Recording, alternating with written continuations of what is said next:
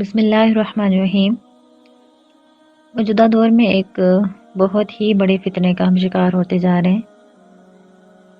آیت حجاب جو کہ سورہ احزاب میں بھی موجود ہیں، سورہ نور میں بھی موجود ہیں، انہیں جاننے کے باوجود، انہیں سمجھنے کے باوجود ہمارا لباس چھوٹے سے چھوٹا، تنگ سے تنگ ہوتا جا رہا ہے۔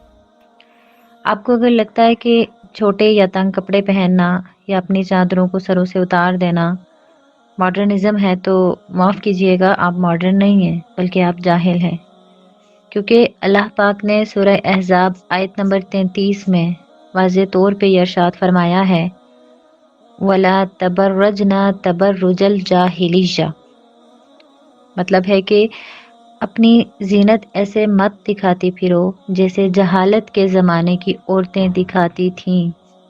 غور کیجئے، اللہ پاک نے صاف لفظوں میں بتا دیا ہے کہ جہالت کیا ہے، جاہل عورتیں کون سی ہیں۔ وہ عورتیں جو اپنی زینت کو دکھاتی ہیں، جنہیں پرواہ ہی نہ ہو کہ ان کی چادریں کہاں ہیں۔ چادریں تو عزت ہوتی ہیں نا، تو عزتیں تو سروں پہ اچھی لگتی ہیں۔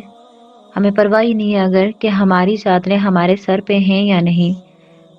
ہماری خوبصورتی کو ہر کوئی کسی بھی نظر سے اگر دیکھ لے، ہمارے کپڑے ہمارا ستر مکمل چھپانے میں اگر ناکام ہیں، تو ہم پارٹیز یا شادی بیاہ کے نام پہ تیار ہو کے خود کو شو پیس بنا کے پیش کرنا شروع کر دیں، تو یہ سب جہالت نہیں ہے تو اور کیا ہے؟